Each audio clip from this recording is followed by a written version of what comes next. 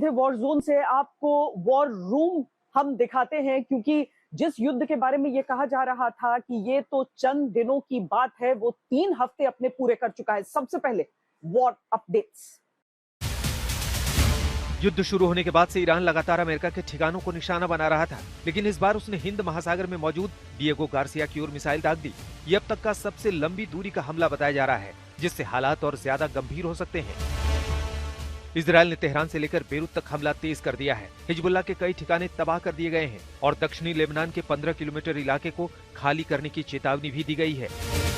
Donald Trump एक बार फिर NATO देशों पर भड़क गए। उन्होंने सेना न भेजने पर यूरोपीय देशों को कायर बताया और ईरान युद्ध में सीज फायर से साफ इनकार कर दिया। खबर है कि अमेरिका ईरान में ग्राउंड ऑपरेशन की तैयारी कर रहा है। वहीं ईरान ने शुक्रवार को इजरायल पर 9 मिसाइल हमले किए और शनिवार तक फायरिंग जारी रखी। हमास को हथियार धीरे धीरे सौंपने का प्रस्ताव भी दिया गया है। इजरायल ने लेबनान में हमले तेज कर दिए हैं। वहीं ईरान अमेरिका के सहयोगी देशों पर भी निशाना साध रहा है। इस बीच अमेरिका ने तेल की कीमतें काबू में रखने के लिए ईरानी तेल पर से कुछ पाबंदियां हटाई हैं। पाकिस्तान में आसिम मुनीर के ईरान चले जाओ बयान से बवाल मच गया। शिया उलेमा ने अपमान का आरोप लगाया और मामला सांप्रदायिक तनाव में बदल गया। हालात को जियाउल हक के दौर की स्थिति से जोड़ा जा रहा है। अमेरिका ने रणनीतिक शिपिंग लेन को खोलने के लिए ईरानी ड्रोन और जहाजों पर हमला किया। इजरायल का दावा है कि उसने ईरान के रिवोल्यूशनरी गार्ड्स के प्रवक्ता को मार गिराया, जिस पर ईरान ने अमेरिका और इजरायल को चेतावनी दी है। स्विट्जरलैंड ने ईरान युद्ध के चलते अमेरिका को हथियार बेचने पर रोक लगा दी है। देश का कानून युद्ध में शामिल देशों को हथियार बेचने की इजाजत नहीं देता। ब्रिटेन ने अमेरिका को अपने सैन्य ठिकानों के इस्तेमाल की अनुमति दे दी है, ताकि ईरानी खतरे का जवाब दिया जा सके। हालांकि प्रधानमंत्री ने साफ किया कि वो सीधे युद्ध में नहीं कूदना चाहते। रूस का एक जहाज क्यूबा की ओर बढ़ रहा है, जो तेल लेकर जा सकता है। इसे दोनों देशों की दोस्ती और समर्थन की परीक्षा के तौर पर देखा जा रहा है। खतरनाक हुआ ईरान, युद्ध हुआ और घमासान। ईरानी मिसाइलों से दहला डिएगो गार्सिया। ट्रंप का ऐलान, अब लेंगे ईरान का असली इम्तिहान। ईरान के परमाणु केंद्र पर इजरायल अमेरिका की बमबारी से गूंजा आसमान। अभी जंग खत्म होने की बात कौन सोचे, जबकि हर बीतते दिन के साथ ये और विनाशकारी होती जा रही है। अमेरिका इजरायल ईरान को पूरी तरह नेस्तनाबूद करने के बयान जारी कर रहे हैं, जबकि ईरान और आक्रामक होकर अमेरिकी बेसों पर हमले करने में जुटा है। ईरान की तरफ से हाल ही में ऐलान किया गया था कि अब ईरान का कोई भी दुश्मन कहीं भी सुरक्षित नहीं है, और इसी पर अमल करते हुए ईरान ने अमेरिकन बेस के साथ साथ ब्रिटेन के सैन्य बेसिस को भी निशाना बनाना शुरू कर दिया है। डिएगो गार्सिया पर अमेरिका और ब्रिटेन दोनों के ही आर्मी बेस हैं। इन पर ईरान ने 2 बैलिस्टिक मिसाइलें दागी। इस हमले ने हैरान इसलिए किया है क्योंकि दोनों देशों के ये बेस ईरान से करीब 4000 किलोमीटर दूर हैं। इतनी दूर तक हमला करने के ईरान के खतरनाक इरादे पूरे इलाके में युद्ध के और भयंकर होने का इशारा कर रहे हैं। वैसे अमेरिका का दावा है कि दोनों ही मिसाइलों को हवा में ही नष्ट कर दिया गया। बगदाद में भी अमेरिका के ठिकानों को निशाना बनाया गया है। एयरपोर्ट के बेहद करीब ड्रोन के हमले के बाद इन ठिकानों पर आग की लपटें उठती देखी गईं। ईरान ने मिसाइलों का मुंह इजरायल की तरफ भी मोड़ा है। तेल अवीव में मिसाइलों के जरिए बम बरसाकर उसने काफी नुकसान पहुंचाया। ईरान के हमलों को देखते हुए तेल अवीव में बार बार सायरन की आवाज सुनाई दे रही है। ईरान के पास अब गंवाने के लिए ज्यादा कुछ नहीं बचा है, और यही कारण है कि वो अब खतरनाक ढंग से हर हमले को अंजाम दे रहा है। खाड़ी देशों में ईरान ने पहले ही तबाही मचा रखी है। हालांकि ईरान के राष्ट्रपति खाड़ी के मुस्लिम देशों से दुश्मनी को नकारने में भी जुटे हैं। ईरान की तरफ से भले ही खतरनाक इरादे जाहिर किए जा रहे हों, लेकिन राष्ट्रपति ट्रंप ईरान की किसी भी ताकत को स्वीकार नहीं कर रहे। उनके हिसाब से ईरान अब तक अपनी लड़ाई हार चुका है।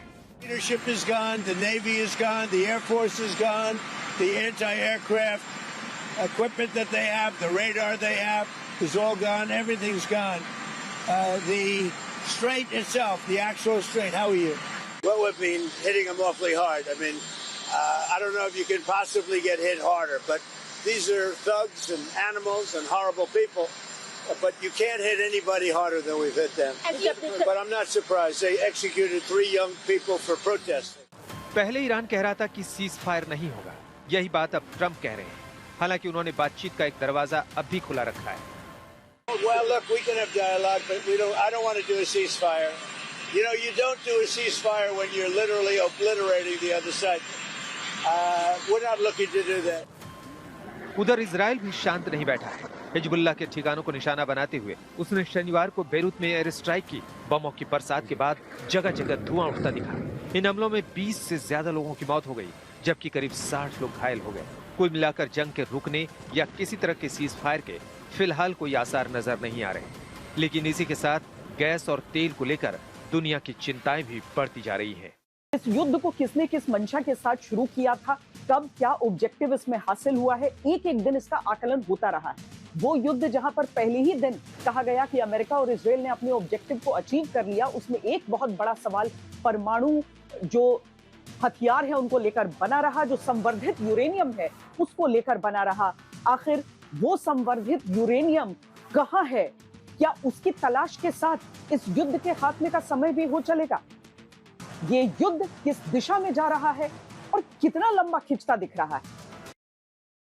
प्रधानमंत्री नेतन्याहू का कहना है कि ईरान की रणनीतिक सैन्य ताकत अब खत्म हो चुकी है। राष्ट्रपति ट्रंप का यह कहना है कि ईरान के पास अब लड़ने के लिए कुछ नहीं बचा। ईरान की आर्मी और नेवी दोनों खत्म हो चुकी है।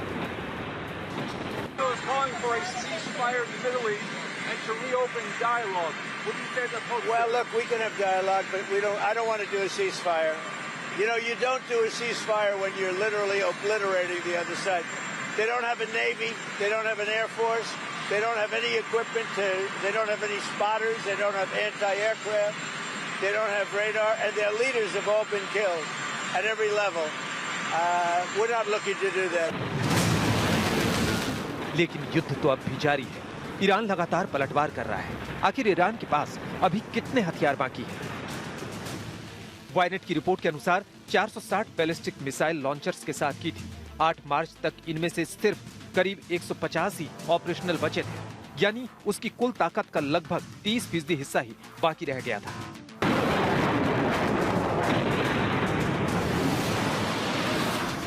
अगर अब तक के युद्ध में ईरान के हमलों को देखें तो पता चलता है कि ईरान के पास 2500 से 3000 बैलिस्टिक मिसाइलें थी, लेकिन युद्ध के दौरान 500 से ज्यादा मिसाइलें दागी जा चुकी हैं और सैकड़ों जमीन पर ही नष्ट कर दी गई। ड्रोन क्षमता को भी बड़ा झटका लगा है।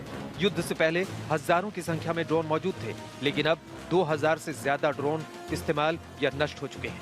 इजराइल के ऑपरेशन राइजिंग लायन के तहत सबसे अधिक हमलों में ईरान के सैन्य उत्पादन ढांचों को निशाना बनाया गया।